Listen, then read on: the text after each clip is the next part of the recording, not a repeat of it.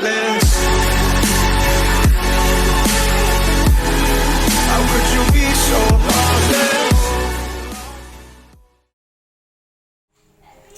Assalamualaikum warahmatullahi wabarakatuh. Semangat pagi, apa kabar hari ini? Ada pepatah bilang loh, kalau tak kenal maka tak sayang. Jadi izinkan saya untuk memperkenalkan diri saya. Perkenalkan, nama saya Irma Halimatus Sa'dia, NPM 19031010011, Fakultas Teknik Prodi Teknik Kimia, Universitas Pembangunan Nasional Jawa Timur. Karena saya seorang mahasiswi teknik kimia, jadi izinkan saya untuk membagi sedikit pengetahuan tentang percobaan adsorpsi isotermal dalam laboratorium pengantar teknik kimia 2. Untuk beberapa menit kemudian, saya ingin membahas tentang apa sih teori adsorpsi isotermal, pengaplikasiannya di dunia industri, dan alat dan bahan yang akan digunakan dalam percobaan adsorpsi isotermal. Sebelum masuk ke materi, saya ingin cerita sedikit tentang pelajaran di sekolah saya dulu. Hitung-hitung flashback ya. Dulu yang kebayang sama saya nih, kimia itu pasti cuma mikirin tentang atom atau nyampurin larutan dalam tabung. Pokoknya segala sesuatu dah yang membosenin di laboratorium. Kamu juga sempat berpikiran seperti itu enggak? Tapi ternyata dugaan saya salah banget loh. Kimia adalah pelajaran sangat seru, banyak banget manfaatnya, baik di dunia industri maupun dalam kehidupan sehari-hari.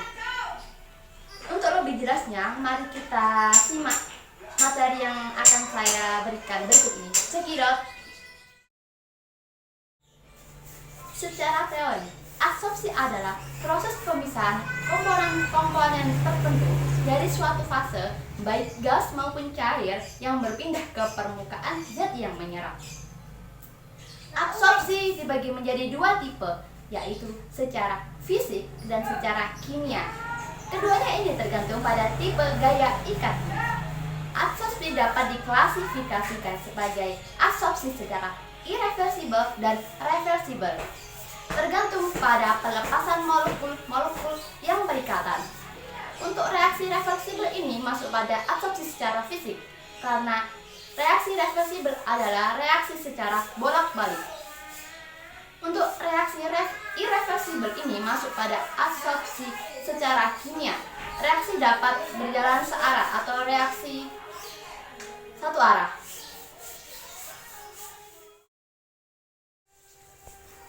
Untuk selanjutnya itu adsorpsi isotermal. Apa sih adsorpsi isotermal itu? Adsorpsi isotermal adalah jumlah bahan yang teradsorpsi yang dapat dihitung sebagai fungsi dari suatu konsentrasi pada temperatur yang konstan. Pada adsorpsi isotermal ini digunakan dua persamaan, yaitu secara Langmuir dan Freundlich. Secara Langmuir mempunyai ciri-ciri sebagai berikut. Yang pertama, adsorben mempunyai permukaan yang homogen. Yang kedua, tidak ada interaksi antara molekul zat yang terserap. Yang ketiga, semua proses adsorpsi dilakukan dengan mekanisme yang sama. Yang keempat, terbentuk satu lapisan tunggal. Untuk persamaan, Freundlich sendiri mempunyai ciri-ciri sebagai berikut. Yang pertama, adsorben mempunyai muatan heterogen. Yang kedua, tiap molekulnya penyerapannya berbeda-beda. Perlu diingat, adsorben adalah zat padat yang dapat menyerap partikel fluida dalam suatu proses adsorpsi.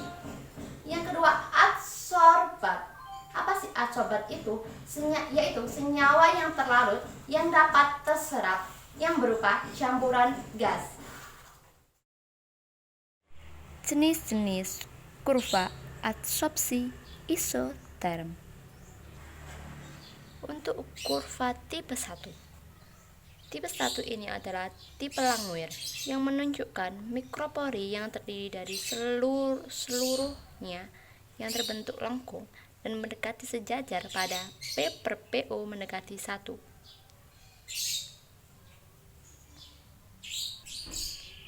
Untuk kurva tipe kedua ini merupakan proses adsorpsi yang berlapis. lapis tanpa halangan.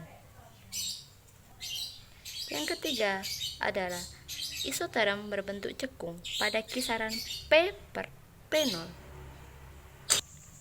Pada kurva tipe keempat ini merupakan isoterm yang diasosiasikan dengan adanya fenomena kondensasi kapiler dengan tajam pada tekanan yang relatif tinggi. Pada kurva tipe kelima ini merupakan tidak umum dijumpai, serupa dengan kondisi pada isoterm tipe ketiga, namun kemungkinan di dalam bahannya juga mengandung pori-pori meso. Pori-pori meso adalah pori-pori yang berukuran kecil.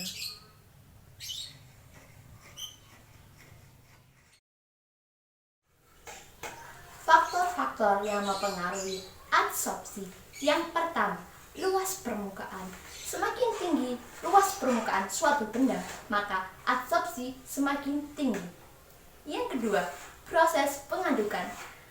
Kecepatan adsorpsi juga dipengaruhi oleh proses pengadukan.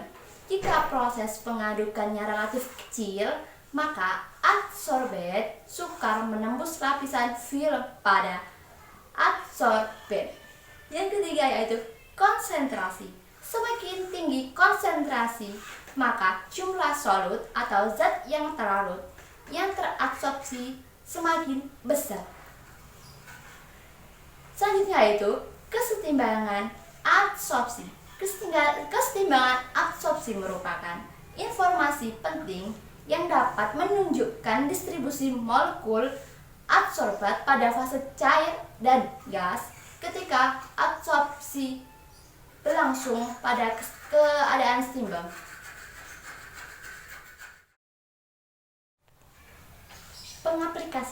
Pengaplikasian percobaan adsorpsi isotermal ini banyak sekali digunakan baik dalam dunia industri maupun dalam kehidupan sehari-hari. Misalnya, proses pemutihan gula tebu, penjernihan air, dan pemurnian gas. Untuk bahan dan alat yang digunakan dalam proses percobaan adsorpsi isotermal yaitu yang pertama, bahan. Untuk bahan yang digunakan yaitu asam asetat, karbon aktif, natrium hidroksida, indikator fenolftalin, aqueous, dan alkohol. Untuk alat yang digunakan dalam percobaan adsorpsi isotermal yaitu Erlenmeyer, Burette, Klim, Statif, beker gelas, pipet, dan tabung reaksi. Jadi dapat disimpulkan bahwa adsorpsi isotermal adalah proses pemisahan komponen-komponen dari suatu fase yang berpindah ke permukaan zat yang menyerap dengan hasil akhir yang berwarna jernih atau putih dengan adanya karbon aktif yang berfungsi sebagai adsorben dalam proses penjernihan air. Sebelum saya mengakhiri materi saya kali ini, izinkan saya untuk bernyanyi sedikit untuk kalian. 1, 2, 3. Tamatlah sudah materi saya. Semoga kawan-kawan paham semua. Materi ini jangan dilupa. Semoga manfaat bagi semua. Iwan, Terima kasih. Wabillahi taufik walhidayah waridha wal inayah. Assalamualaikum warahmatullahi wabarakatuh.